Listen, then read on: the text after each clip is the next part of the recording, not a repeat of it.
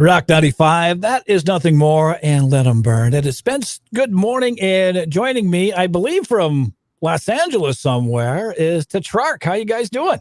We're doing pretty good. We're up bright and early. So You're all bundled up like it's Minnesota, for God's sakes. I don't know if I can handle Minnesota right now. It's a heat wave. It's like 55 here, for God's sake. Yeah, freezing right now. When we toured up north last time, it was in the winter, and we almost didn't make it. Let me just say that. Okay. So tell me about the band. I know you guys started down south, down in Atlanta, and somehow you decided to move to LA. Was that a good idea, by the way? Yeah, it was so we started in Atlanta, met Diamond here when we were in middle school, actually. We started playing in a band together probably 8th, 9th grade. Got serious closer to like 2012, 13. But we just wanted to we'd been in Atlanta, we'd played there so many times. We just wanted to get out and do something different. And coming to LA was just like a natural choice. So the whole band came out here, and it's been great, honestly. Like it's been really easy to stay connected to anything we need in terms of a team or for, getting videos done, doing whatever. It's just, it's a cool place to be. It's got a good energy. Okay, yeah, cool. Well, it's always got to be kind of a, to move halfway across the country, and then your parents are probably like, what the hell are you guys doing? You're moving to LA for, and all that stuff. I mean, they're our biggest advocates, honestly. They're like, they are, if you heard them every day on the phone, they're our biggest fans, so, obviously they don't like being so far away from us, but they understand. So it's all good. So you guys go way back to middle school together? We do, yeah. Wow. So what was the first song you guys played together live? Do you remember? Live, I know the first song we ever jammed together was Old Time Rock and Roll in our old drummer's parents' basement. Yeah, it was that and like a ton of Green Day. Yeah. Well, somewhere between now and then you've gotten a little heavier. Yeah, it's God, I love the sound of the band. I love how heavy it is, and the insane vocals. You listen to it, it's like, well, there's got to be 3 or 4 people singing, but I don't think there are. Not just this guy, just me, just that guy. Good Lord, how do you pull all of that off then, especially on a live situation? It's obviously live and that are different, but I don't know. It's just a lot of practice and figuring out which parts I want to do live, and Diamond's able to also sing and help back me up on some parts when we might have some multiple things going on. So we figure it out. Yeah, he's pretty good at he's just a very multiple facet singer. Like he can scream and sing and growl, so it's kind of cool. He's not super one dimensional. He can kind of do a little bit of everything. So how do you guys write together then? You come up with different, licks and things, and kind of, get input from one another when you're writing this stuff?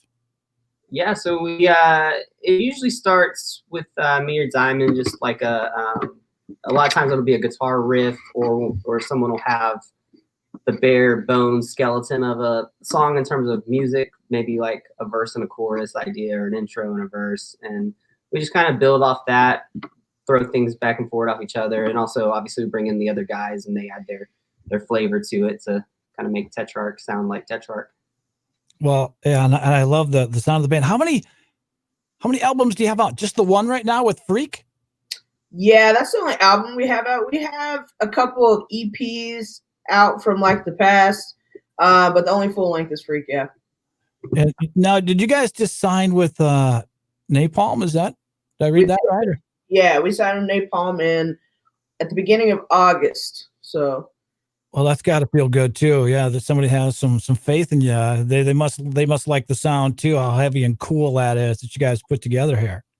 Yeah, it's super cool too. Napalm is based in Austria, so it's kind of cool to be one of their few American bands. They have a lot of really big European bands, but we're kind of stoked to lead the charge for them, hopefully, or be one of the bands to lead the charge for them over here in America. So we're excited about it. Now, how long is I'm Not Right But Not? Just a month or two, not very long. No, just about maybe 3 3.5 months or so. Yeah. Into May, I think, is when they put it out. Mm-hmm. Well, we started playing it, I think, just a few weeks ago. But tell me about the track. Yeah, so it's funny. It was like the first demo that we had for the album, but the very last song to be finished for the album. I think we were over at the apartment on like Thanksgiving a couple years ago. After we ate, we just had an idea and sat down and kind of started making the riff. It was super heavy, super bouncy, and we just really thought that it had something special about it, as simple as it was. But as we got to the studio, other songs come into shape, and you kind of put your older stuff on the back burner. But once we were there and everything was coming together, like finally got vocal ideas and things for it. And once that came together, it was like, we just had a feeling that it was going to be a good song for us. And we were glad that we kept pushing on it. Yeah. Cool track. And I know you probably went a little low budget on the video, but the video turned out great. I wish we went low budget on the video. Oh, you didn't? I'm sorry. No, I was insulting you. My apologies. No, you're good. I'm joking. So yeah, no, it definitely was cool. Like, we wanted to bring what the vision we had to life on the song, and I definitely think we were able to accomplish that. So we've been happy with it all around. It's killer. Okay, I watched it a few times because I knew I was going to talk to you guys today. What is in the girl's hand? Is that a jawbone? Yeah, I think so. Yeah. Is that what that is? It was like a jawbone. Was it like a cow jaw, or I don't remember what it was. Yeah. It was something. Yeah, it's definitely a jaw. Well, it looks kind of human when you watch the video. Like, oh my god, and she's squeezing it and stuff. You're like, gross, but cool. It's cool stuff. So I know you guys did, before all this COVID crap hit, toured a lot and did a lot of live shows. I'm sure you guys are like everybody else, chomping at the bit trying to get out there. Yeah, definitely. I mean, our main thing is live. Like, that is our biggest, the best point of our band is our live show. So it's definitely a bummer not being able, especially with new songs out and stuff, to be able to go out there and play them live and like connect with the audience. But we're just hoping, as soon as we can, we'll be right out there, because that's definitely our favorite part of being in a band. Well, and me as a fan, I just to this day I still love being out and seeing bands live. Hopefully in 2021, hopefully you guys can maybe get up here next year as well. Don't come during January though. I'm just gonna, if you January, I'll tell you, January sucks here. Okay. I trust you on that. Yeah, my family's from Michigan, and it sucks up there. So I believe you. Love to see you guys just avoid us then.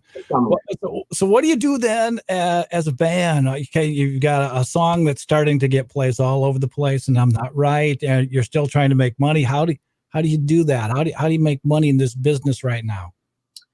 Just by making smart business decisions. I think so many bands have this perception that there is no money to be made in the entertainment business anymore, and that is incorrect. Entertainment business in general, even sports, is like one of the most, profitable industries if you do it right. So you can definitely still make money. It's hard because a lot of bands have to sacrifice that in order to get exposure, with their contracts and labels and all that kind of stuff. And it's a bummer because sometimes it's necessary, but you still can. You just have to make sure you handle all your business right and you set yourself up right and always look out for yourself. And we've done that up until this point. So far we're okay. We've been able to just sustain off of, Tetrarch, but obviously we want to get out on the road. That's where bands can really make their living. And it's hard right now for a lot of bands who can't. So hopefully, like I said before, hopefully that happens sooner than later. So you have the one single out. What are the plans then down the road? Do you have a full album that's ready to go?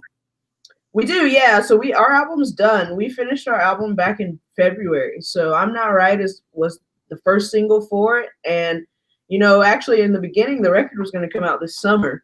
But everything that happened and us kind of trying to maneuver and figure out the best thing to do, it ended up getting pushed back. And then signing to Napalm, we kind of came up with a little bit of a different plan. So we definitely have a full length in the works coming early 2021. But we have a couple more singles and everything coming out before then. So Love it. And people can go online right now and buy that thing all over the place, correct? yes, again. And follow you on social media. I know you're on Facebook and Twitter and just about everywhere socially, right? Yeah, just type in Tetrarch, and usually, unless it's a tank, usually will come up on Twitter, Instagram, Facebook, YouTube, anywhere you look. Josh, Diamond, thank you guys so much. Appreciate your time. We're going to fire up the track here in just a second and play this thing. Yeah, that'd be awesome. Thank you, man. Take care. Say hi to the rest of the guys. And again, maybe we'll see you next spring. Hopefully so. Stop snowing. Thank you, guys. Appreciate it. Thanks, bud. That is Tetrarch. Let's do this. This is I'm Not Right.